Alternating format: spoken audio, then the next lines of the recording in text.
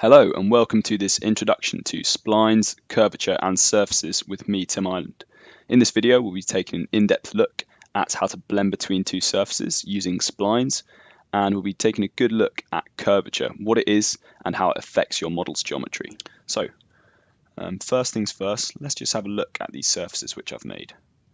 So the first one here, C0, that just denotes when surfaces aren't even making contact. C1 is when they're making contact, they're up against each other like this, but there's no kind of tangency between them. C2, that just denotes tangency, okay? And C3 is a curvature connection, so curvature continuous. Let's just have a look under the curvature diagnostic tool.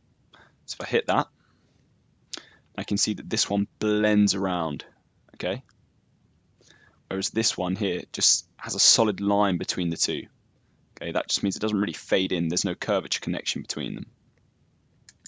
Looking under the good old Zebi stripes, similar kind of thing. If I turn it on its side here, you can see that there's a kind of a solid line between these two. Whereas on this one, it just fades nicely. And if you look at the side of perhaps an iPhone, something like that, you'll think at first glance that when you see the top of the iPhone, that okay, that's a fillet, just a very standard fillet, okay, but it's not. It'll always be one of these ones here, curvature continuous fillet, because on any consumer products, that's what they use. These engineering fillets would only really be used on something like maybe a turned part, something where the look of the product isn't really important and more engineering qualities. So let's just look at how to get this C3 curvature fillet. So first thing, you're probably wondering what these weird lines coming off the spline are. Well, I can tell you those are the curvature combs. You can get them quite easily just by right-clicking a spline, show curvature combs. What I would suggest actually though is just going up here and you can type into your command search curvature combs, and what I would suggest doing is just clicking and dragging that onto your command manager and it'll dock it there.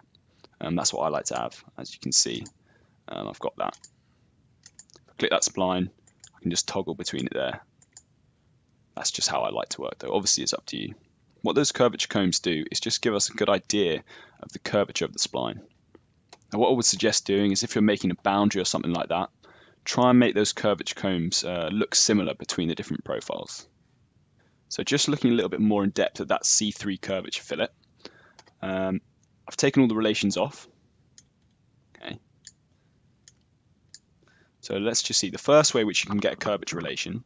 Just click the spline, hold control, click the line, and just go for an equal curvature relation. And do the same thing down here.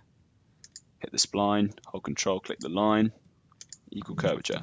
And that gets exactly what we want in this situation because we've got two very simple lines.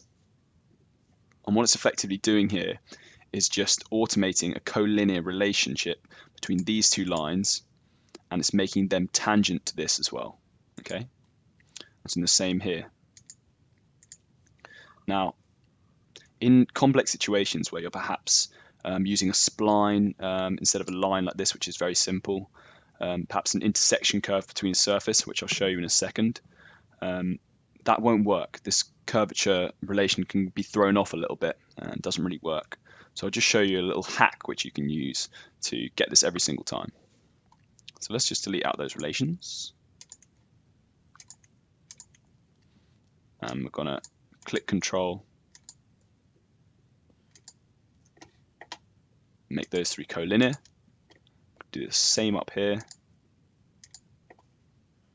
Go collinear. And now you can see that that blends into a zero curvature. Okay, so curvature is basically 1 over the radius. So this line by default, it's a straight line. Its curvature is 0, and you can see that it just fades out. Most curvature up here and then just fades into that line. Okay. Now you can, this is the nice thing about using this method, you can then just edit these, just pull them back and forward to kind of get the fillet which you want. You can even add some dimensions on there as well. So say for example here, you can make that 15, and you can go down here, hit the equals, click that one, and now that's going to be a very, very nice equal fillet, you're going to get a nice effect on that. So let's see. You see that's got a really nice blend to it. Just fades out really nicely. So now we're just going to take a look at how we might make a curvature relationship between two surfaces which are perhaps a little bit more complex than just flat surfaces.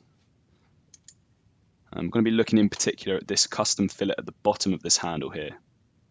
Okay, you can see how it's blended together quite nicely from this flat surface into this more complex boundary up here. The first thing I've done is created an extruded surface just so that when I mirror this over, I get constant curvature between the two. So if you do want that curvature relation, it's quite easy to get on kind of the flat profile. All you have to do, same thing as we did before, first two lines in that spline, collinear with that edge, which as it happens is flat, so that makes it quite easy. And same thing here, just those last two collinear with that flat edge. Now we're going to look at a situation which is slightly more complex. So as I said, the boundary has a number of different profiles to it. So let's look at this one here. I've already got a plane set up on exactly where I want that profile to be. I set it up to be 45 degrees from this ellipse. Okay, and we're just going to look at how to add a curvature relationship on a spline between this face and this one here. Okay, so I've just group select them. The first thing I'm going to do is just make an intersection curve between two of them. Okay, that'll come in as just regular geometry. We're going to just turn them into construction geometry. Okay, and now the first thing we want to do is just add a center line from this point here, just going anywhere because it doesn't really matter because we're just going to make it tangent to this spline now. Okay, so that's tangent. Now we're going to add our spline in. I always use the style spline, and we're just going to make it a 5-degree spline. So they're already tangent, that's the straight line. And now we're going to make the first two collinear with that tangent line, and we're going to make the last two collinear with that flat line from the flat face. I'm just going to finish off by tweaking the spline using those curvature combs which I showed you before.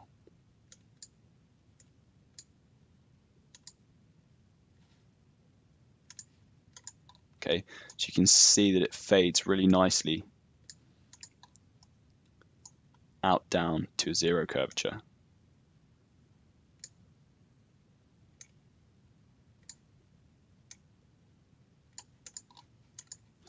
And that is effectively how to kind of cheat that. I find myself always using this method, just intersection curve, tangent lines. You might have another complex surface here. Again, intersection curve, tangent lines, collinear, and you're good to go.